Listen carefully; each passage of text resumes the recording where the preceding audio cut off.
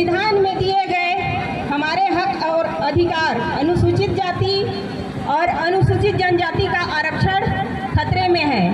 इसलिए आज भारत देश के संपूर्ण मूल निवासी समाज सड़क पर उतरा है अपनी मांगों को लेकर, क्योंकि माननीय सुप्रीम कोर्ट का फैसला है कि आदिवासियों पर क्रीमी लेयर लागू किया जाए और सुझाव दिया गया है कि आदिवासियों पर क्रीमी लेयर लागू किया जाए, जो कि पूर्णतः गलत है। हमारे संविधान निर्माता डॉक्टर भीमराव अंबेडकर जी ने बड़ी ही कठिनाइयों के साथ भारत के संपूर्ण मूल निवासी समाज को एक सूत्र में बांध के रखा था, जिसे फूट डालने का काम कर रही है आज की वर्तमान सरकार। साथियों, आप सभी से अनुरोध है कि हम ऐसे कानून को नहीं मानेंगे जिसका संविधान में कोई जिक्र ही नहीं है। ये चाहते हैं कि आदिवासी के बच्चे मतलब आगे तक बढ़ ही ना पाए। सुप्रीम कोर्ट का फैसला है, सुप्रीम कोर्ट का फैसला करने का काम होता है, कानून बनाने का नहीं। ये आप सभी लोग जानते हैं। कानून बनाने का काम होता है संसद का, और सुप्रीम कोर्ट के सिर्फ 7 जजों के बेंच में एक चर्चा हुई और पूरे भारत के लिए एक कानून लागू कर दिया। क्या भारत देश सिर्फ 7 जजों का है? हमारे पूर्वजों ने, हमारे पुरखों ने, हमारे राजा महाराजाओं ने अपने कई रियासतों का विलय किया, तब जाके कहीं भारत देश बना है। और ये मुट्ठी भर लोग बाहर से आए हुए हमारे लिए कानून तय करेंगे, हम इनका ये कानून बिल्कुल भी नहीं मानेंगे साथियों।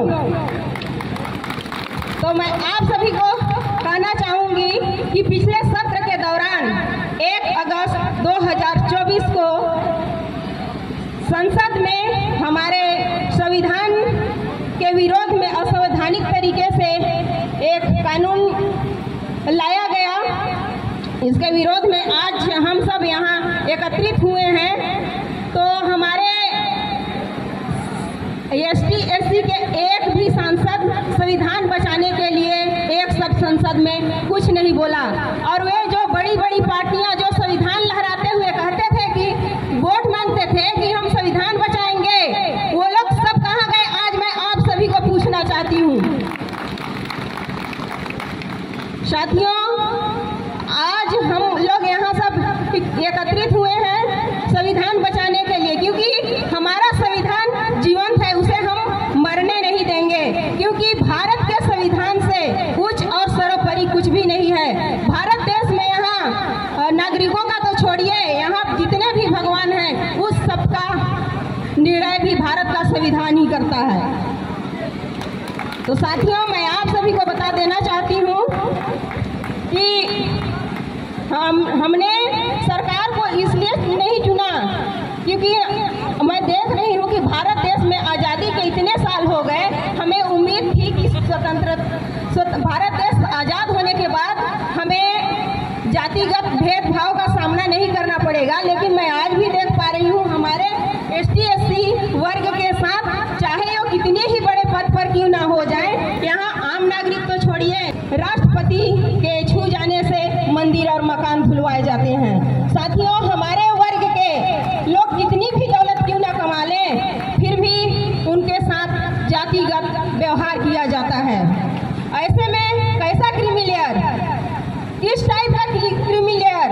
ऐसे ही हमारे OBC भाइयों के साथ क्रीमी लेयर का शर्त लागू करके उनके आरक्षण को लगभग शून्य कर दिया गया है। तो साथियों, समय चूंकि कम है, बाकी बहुत सारे वक्ता भी हैं, तो मैं यहीं पर कहकर अपनी वाणी को विराम देना चाहूँगी। और आप सभी का बहुत बहुत धन्यवाद, आभार, सेवा जोहार कि आप लोगों ने मुझे इस मंच पर बोलने का मौका दिया। जय भीम, जय संविधान, जय जोहार, जिंदाबाद।